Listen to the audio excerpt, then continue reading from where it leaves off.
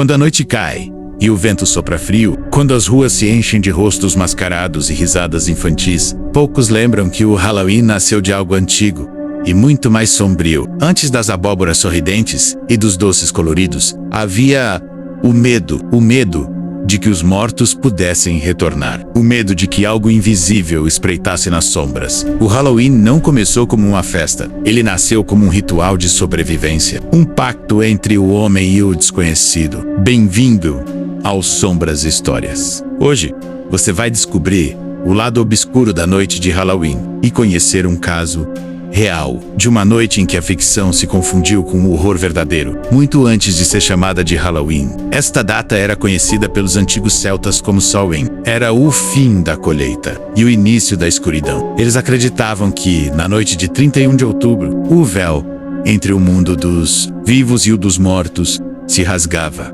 Espíritos podiam atravessar. Alguns vinham visitar os entes queridos. Outros vinham buscar vingança para se proteger. Os celtas acendiam fogueiras, usavam peles de animais e máscaras grotescas para que os mortos os confundissem com demônios e os deixassem em paz. As oferendas deixadas nas portas eram uma forma de barganha.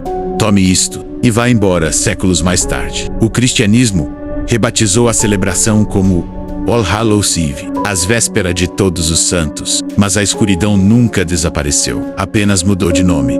Existe uma lenda antiga, contada em tavernas e aldeias há mais de 1000 anos. A história de Jack, um homem que enganou o diabo. Quando morreu, não pôde ir nem para o céu, nem para o inferno. O diabo o amaldiçoou a vagar eternamente na escuridão, com apenas uma brasa dentro de um nabo oco para iluminar seu caminho. Quando os irlandeses chegaram à América, trocaram o nabo pela abóbora. E assim nasceu o Jack, a lanterna das almas condenadas. Mas o que poucos sabem, aqui, em algumas vilas do interior dos Estados Unidos, as pessoas afirmam ver luzes vagando pelos campos na noite de Halloween. Elas dizem que é Jack, procurando alguém para substituir seu fardo. O ano era 1974. Em Pasadena, Texas, as crianças enchiam as ruas pedindo doces. Entre elas, estava Timothy O'Brien, de apenas 8 anos.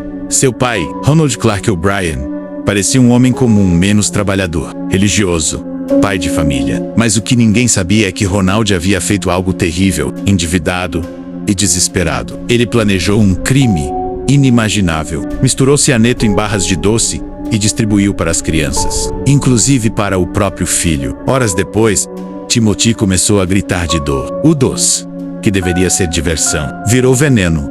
A polícia investigou e o caso chocou o país. Ronald foi condenado e executado, mas a história deixou uma cicatriz no Halloween americano.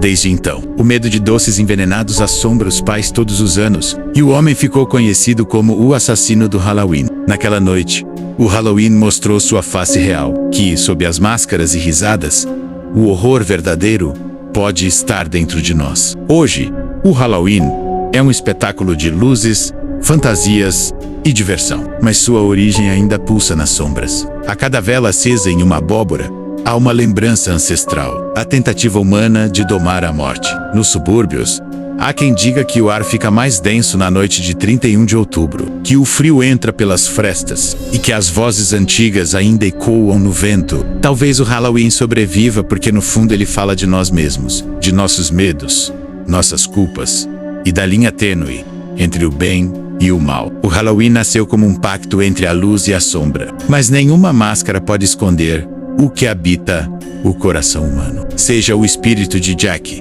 vagando com sua lanterna, ou eco de um crime real em uma rua tranquila do Texas. O Halloween sempre nos lembra: o verdadeiro terror não vem dos mortos, mas dos vivos. Este é o canal Sombras Histórias. Se você gostou deste relato, dê seu like, se tiver coragem, e inscreva-se para conhecer os mistérios que a história tentou enterrar. Porque, nas sombras, o passado ainda respira.